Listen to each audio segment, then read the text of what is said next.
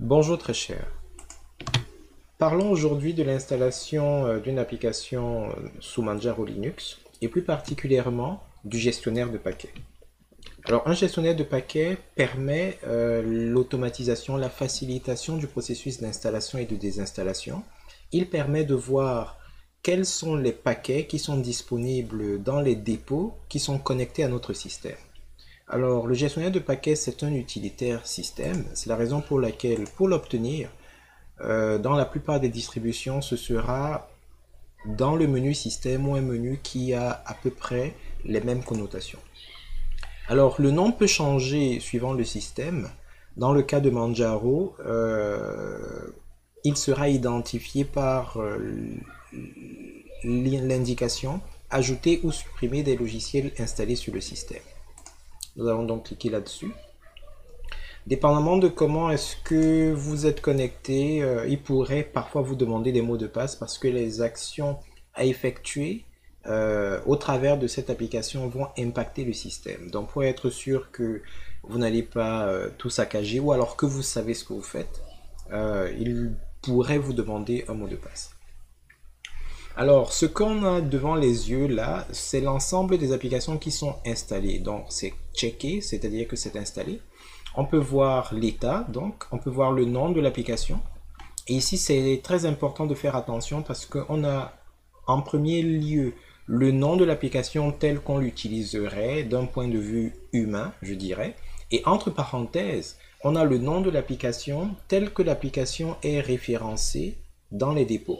C'est-à-dire que s'il faut par exemple installer l'application en ligne de commande et qu'on souhaite par exemple installer le paquet relatif aux adaptateurs Bluetooth, on ne va pas taper sudo pacman-s adaptateur Bluetooth, on va plutôt taper Blueman parce que c'est Blueman qui est le nom effectif de l'application reconnu par le système. Donc on a le nom de l'application, on a également la version qui est disponible dans les dépôts, on a la nature du dépôt et on a la taille, le volume de l'archive globale. Alors pour chercher les applications, on peut cliquer ici sur l'onglet catégorie parce qu'elles sont regroupées par catégorie. Et si on connaît la catégorie à laquelle appartient l'application que l'on veut installer, il suffira de se diriger vers la catégorie concernée. Bureautique, on aura la liste des applications bureautiques. Graphisme, la liste des applications classées sous graphisme, ainsi de suite. Et dans chacune de ces catégories, on peut constater que celles qui sont déjà installées dans notre système seront cochées et toutes les autres ne le seront pas. Il est également possible de chercher, grâce au moteur de recherche intégré, le nom de l'application que l'on recherche. Par exemple, Chrome. On valide et parfois même sans valider, vous aurez tous les paquets qui correspondent de près ou de loin à ce que vous avez tapé. Donc ce sera à vous de voir ce qui dans la liste correspond à ce que vous voulez. Donc nous allons essayer d'installer certaines applications là, juste pour voir comment est-ce que ça fonctionne. Alors moi je suis fan de jeux, allons au niveau des jeux. On va par exemple installer Bomber. Alors Bomber, c'est dans certains cas le nom de l'application humain, disons comme ça, correspond au nom de l'application tel qu'il est défini dans le système. C'est souvent les cas les plus simples. Donc c'est un jeu d'arcade de bombardement. Tiens, c'est la version 18.08.3-1. Ça fait partie du dépôt extra et c'est 2,3 mégas. Alors pour l'installer, on coche. Et une fois qu'on a coché l'application, on peut cliquer sur appliquer. Il est possible d'en cocher plusieurs et d'en installer plusieurs en même temps. Donc je vais en profiter, je vais installer Chromium également. Et puis je vais cliquer sur appliquer. Donc nous avons deux opérations en attente, c'est-à-dire deux installations en attente.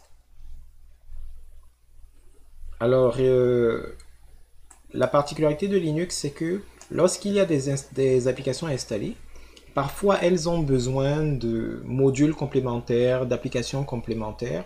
Donc, le gestionnaire de paquets ou alors le système qui gère les installations des applications va essayer de résoudre les dépendances, c'est-à-dire de vérifier toutes les applications qui sont nécessaires pour que l'application désirée soit installée et essayer de les installer par la même occasion. Donc vous n'avez pas nécessairement besoin de connaître tous les éléments qui doivent être dans votre système avant que l'application et destination ne soit installée. En général, le gestionnaire le fera pour vous. Mais il va quand même vous informer des éléments qu'il va devoir rajouter en plus de ce qu'il faudra installer. Donc si vous êtes d'accord avec les ajouts, vous cliquez sur valider. Sachant que c'est une opération qui va impacter le système, on aura besoin du mot de passe. En général, si vous fournissez votre propre mot de passe, ça devrait suffire. Si par contre votre compte d'utilisateur n'a pas les privilèges nécessaires, il va vous raconter une histoire pour vous signifier que ça ne marche pas. Une des raisons qui justifie le fait que les applications sous Linux prennent très peu de place, c'est parce que dans la plupart du temps, ce sont les codes sources qu'on déploie. Et ça fait que ça prend beaucoup moins de place, parce que le texte prend beaucoup moins de place que les paquets déjà finalisés et complètement opérationnels. Alors, nous sommes presque à la fin de l'installation. Le téléchargement est en train de se terminer. Il devrait être suivi par l'installation proprement dite des applications.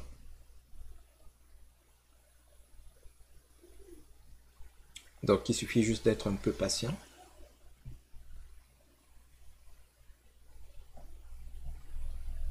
Alors, vérification de l'intégrité des paquets et l'installation de tout ce qui a été téléchargé est en cours.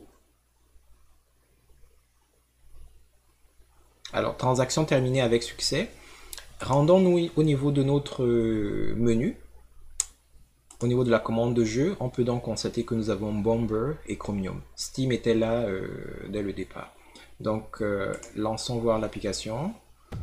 Est-ce que les choses marchent? Oui, ça semble marcher sans aucun problème. Très bien. Donc, ça c'est pour l'installation. Supposons maintenant que on souhaiterait désinstaller une application. Disons que Bomber, ça ne m'intéresse plus trop, je suis plus trop fan. Donc, on peut constater que dans les jeux, Bomber est bien là. Alors, qu'est-ce qu'on peut faire? Il suffit de venir sur l'application qui est cochée. En général, cochée veut dire qu'elle est installée. Et il suffit de la décocher. Là maintenant, ce n'est plus une coche, c'est plutôt une croix marquée en rouge.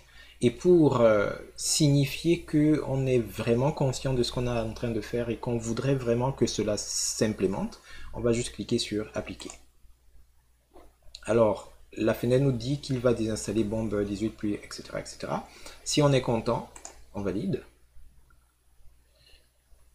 La désinstallation s'est passée. Le gestionnaire nous dit que la transaction est terminée avec succès. Allons vérifier. Parmi les jeux, il nous reste Chromium et Steam. Donc, voilà pour ce qui est du gestionnaire de paquets. Alors, les gestionnaires de paquets seront différents suivant les systèmes. Certains seront plus sophistiqués en termes d'apparence, en termes de présentation, mais le principe est globalement le même.